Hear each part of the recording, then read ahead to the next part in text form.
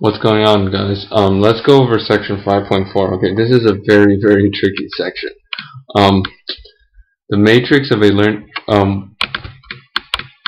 okay, so section 5.4 deals with eigenvectors and linear transformations. So what we have first is the matrix of a linear transformation. V is an n-dimensional vector space.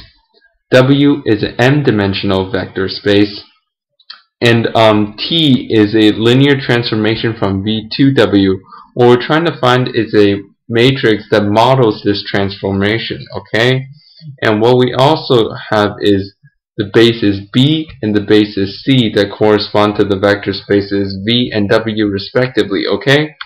Now, for any x in this vector space V, the coordinate vector bracket x sub B is an Rn. Now what this is saying is that, look, for this vector x in this vector space V, right, to define its coordinates in terms of the basis vectors, its coordinates can be put into a vector called, in terms of notation, its coordinates are put into this vector called bracket x sub B, okay? And once this vector is transformed, it's no longer x in the vector space V, it's t of x in the vector space W, okay?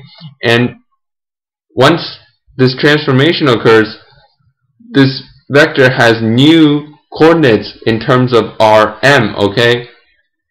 In terms of, in Rm, in terms of the standard basis C, okay, and C is a basis that corresponds to W. That's a very, very important idea. So now we want to find some matrix that connects these two things, okay? The coordinates in terms of this standard basis versus the coordinates in terms of the C standard basis of vector space W, okay? So let's say you have the standard basis B for the vector space V, and if some vector is a linear combination of these basis vectors, then you can pull out these R's, and this will be the coordinates that define the vector x in terms of the basis B, okay? And once you do the transformation, because the transformation is linear, you can pull these R values out.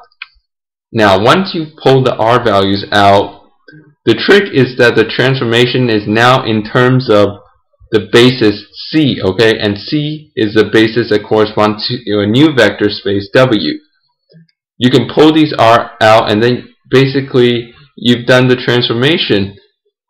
If you pull these R's out into a column vector, then you found the M matrix that models the transformation from here to here, okay? And the M matrix is the transformation of the standard basis in terms of B. Once you do that transformation, it's now in terms of C.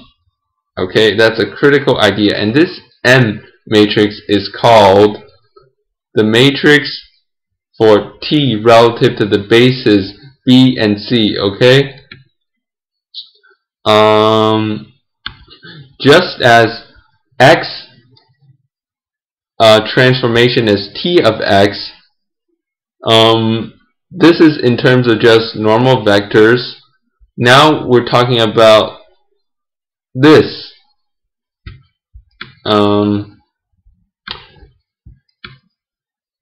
Yeah, so forget I said that. That was just dumb. Let me move on to example 1. This is a basis right here for V, and C is a basis for W. You want to find the matrix and models this transformation. Okay, they also give you this information. You transform the standard basis vectors of V, and you get them in terms of C. Okay, they want you to find M. Well, that's easy. You know what the transformation is in terms of C, so you just pull the coefficients of the transformation, put it into a column vector, right, and then you join the two column vectors together and you get m. Okay. I'm gonna stop this video, but I hope that was helpful. Thank you very much.